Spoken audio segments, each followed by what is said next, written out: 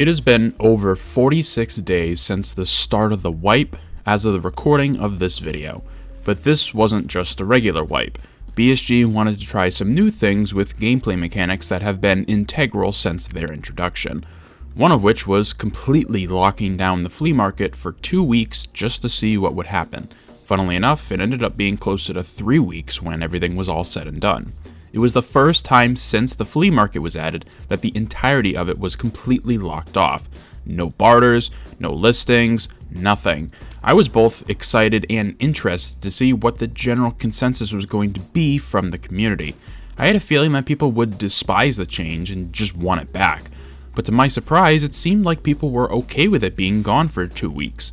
On top of that, BSG was collecting data once the market was back through an in-game survey, which we will be looking at and discussing too. So let's talk about Tarkov's flea market over a month later and how it might not be as universally loved in the early game as some might have thought. Like I said at the start, for the first 15 levels, you don't have access to the flea market, so it's just the same. But once that threshold is crossed, you immediately begin to feel the slight sting of not having it at your fingertips.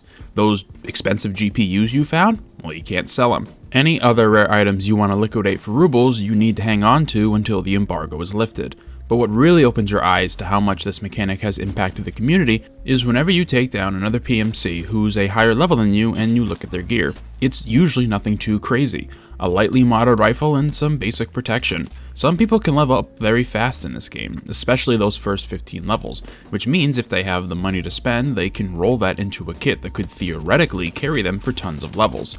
But without the Flea to buy better equipment, everyone feels more in line with what the game would expect you to have at this level. Now, there are some exceptions, of course. Some people might just get lucky and find a level 5 armor and wear it as long as they can, which totally makes sense. More protection means your chances of survival and completing quests in the early game go way up.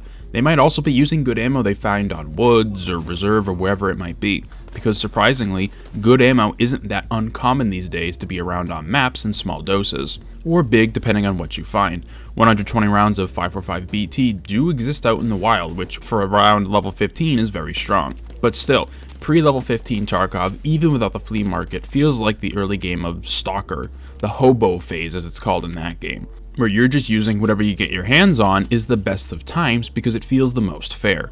People don't have level 5 and 6 armors every raid, they don't have 6 spears every raid with good ammo. It's broken, beat up guns and ammo that isn't desirable but necessary to survive. But sadly, those feelings are mostly gone around level 15 and particularly level 20. Even with the flea market out of the question, there is a limit to how much these feelings will last in regards to that scrappy early game, because most traders will reach royalty level 2 between PMC levels 15 to 20, and from there, the early game is pretty much over for the most part, because even though level 2 traders don't offer a huge assortment of items for you to purchase, it's enough that it feels like a significant upgrade. Kinda like how some traders hitting max loyalty on them is only a couple of items you want when you reach endgame, but level 2 vendors are when you officially hit the mid-game. You have enough guns, attachments, and protections on offer that you feel any situation thrown at you can be handled properly if you go to the extra mile to make sure you're properly prepared. Of course, how long it takes for a player to hit all level 2 vendors will differ. Some people get it in a couple days, others take weeks or even a month to do so. So while the early game is awesome and feels the fairest it ever has before, it still sadly doesn't last long. And at this point, BSG has pretty much done everything they can to prolong that feeling, except put a limit to how much experience you can earn in a single day, or raising the PMC level requirement to drag it out even further. Neither of which are graceful ideas, but hey, maybe needing all the vendors to be level 17 to 20 is what it will take for the best early game Tarkov experience possible.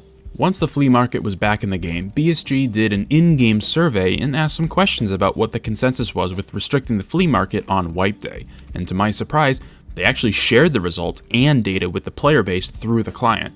So I figured let's go over some of those data points and see what people actually think about the flea market. The first question was asking if players found the game more engaging with the flea market closed, and almost 50% said yes, they do, which is honestly the biggest shocker when looking at the 3 questions they asked. For years, I figured because the flea market was so ingrained into the everyday goings of the game, people would have said EFT felt worse without it. But then again, those first 15 PMC levels don't have it, so what's a few more levels for some players? Either way, this paints a very different picture than what myself and potentially tons of players in this community thought about the flea market, especially in the early game. It might be time to revisit this mechanic and have a conversation about when, where, and how it should really be obtained. The second question asked was what the biggest problems players had when it come to having the flea market closed in the early game. And while there were 8 choices to select, the 2 highest answers were being unable to buy keys and the general difficulty of finding said keys, and the found and raid requirement for hideout upgrades. This makes total sense. Keys have always been tricky to nail down well because make them too common and no quest feels like it halts your progress. Too rare and things like Healthcare Privacy Part 2 become an absolute slog unless you happen to get lucky with someone else opening the door for you.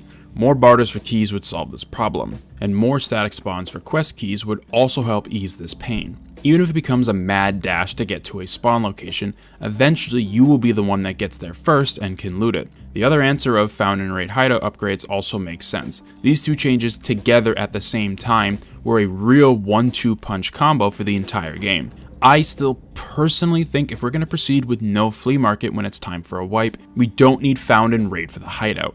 If I find a corrugated hose and put it in my secure container, there's no flea for me to sell it. If I die, at least let it be useful to me now instead of having a brick of an item that is not only worthless to me in the hideout, but also to everybody else when the flea does come back. Does it also slow the game down even more? Yes, but there isn't a ton in the hideout that is tied to direct progression of the game. But we'll save that conversation for another video. The third and final question asked was what changes to the flea would we make if we had a say? And again, surprisingly, the majority of players are okay with the current way the flea works. The removal of the found and raid requirement shook things up, but upon reflection, I think in a good way. It makes selling items just so much easier, and now those items that lose the status still have a purpose if they can't go towards a quest. It can at least make you some money, which is always nice, and it also allows people to play the game normally should they find something of high value instead of desperately trying to just get to an extract, only to get a run-through status because they didn't get enough experience. I've dealt with that enough, and those hurt the most. Overall, after about a month and a half since the wipe, the game at this point is basically back to normal. The flea market being locked off is generally seen as a positive improvement on the early game, and that makes me happy. As a player since 2017, I'm used to no flea market at all, but at the very least, since it won't ever get fully removed, not having it around for the first couple of weeks post-wipe is so much better. People are playing by the same rules more than ever before, and even if you level up a lot, you only work with what the traders have in their inventory. It generally just makes the gameplay feel a little fairer when it comes to fighting other players for the first week or so. After that, people level up fast enough that the discrepancy between low and high level players can be felt, which you won't ever be able to fix, and that's okay. There will be a break-off point, but the longer we can delay that from happening, the better.